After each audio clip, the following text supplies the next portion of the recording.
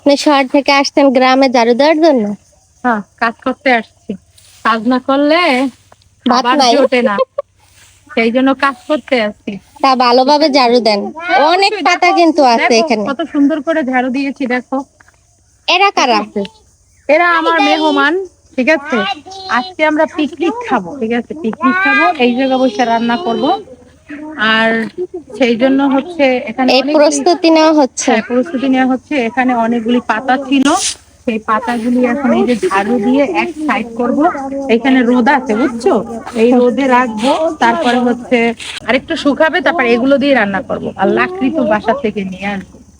ঠিক আছে, তো এই কাজ করতেছি। কাজ না করলে তো আর আর হবে না, হবে না তো। না না। এই তো কাজ কইরা তারপরে পিকনিকের জন্য রান্না বান্না শুরু করব। এইখানটা গুছায় নেই আগে। তো গাইস, আমরা নিজেরাই পিকনিক খাবো, সেই জন্য আমরা এই সব কিছু গুছিয়ে নিচ্ছি। সো হাই, হ্যালো এভরিওয়ান, আসসালামু আলাইকুম, welcome back Israt blog. I hope আপনারা সবাই ভালো আছেন। আমিও আলহামদুলিল্লাহ আপনাদের দোয়া আল্লাহর রহমতে ভালো আছি। অনেকদিন পরে এই ছোট্ট একটি ব্লগ নিয়ে আপনাদের সামনে হাজির হয়ে গেলাম। আশা করি আপনারা ব্লগটি দেখবেন। তো চলেন, এই যে দেখেন আমাদের রান্না বান্না পিকনিকের শেষ মেজি। তবে গাইস, আমরা সবকিছু বাসার থেকে রান্না করে নিয়ে এসেছি, শুধু এখানে বসে মুরগির মাংসটাই রান্না করা হয়েছিল। সেটা আপনাদের সাথে শেয়ার করতে পারিনি, কারণ তখন আমি এখানে ছিলাম না। তো যাই হোক গাইস, আমরা রান্না করেছি মুরগির ঝাল ফ্রাই, ডিমের কোরমা, পোলাও, সাদা ভাত আর ডাল। প্রথমেই বাচ্চাদেরকে খেতে দিয়েছিলাম, বাচ্চারা সবাই মিলে খুব মজা করে করে খাচ্ছিল। গাইস, আমার যে এত ভালো লাগছে যে রোদে বসে সবাই খাচ্ছে। এই যে বুড়ি খাচ্ছে, দেখেন গাইস। আর গাছের ফাঁক থেকে সোনালি রোদ্দুর এই যে দেখেন খাবারের উপর পড়েছে। ওয়াও, একটা অন্য রকম পরিবেশ, এত ভালো লাগছে যা বলার মতো না।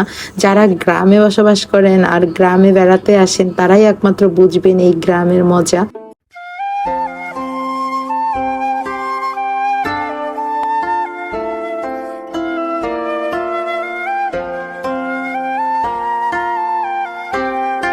তো যাই হোক গাইস, আমরা কিন্তু সবাই খেতে বসছি।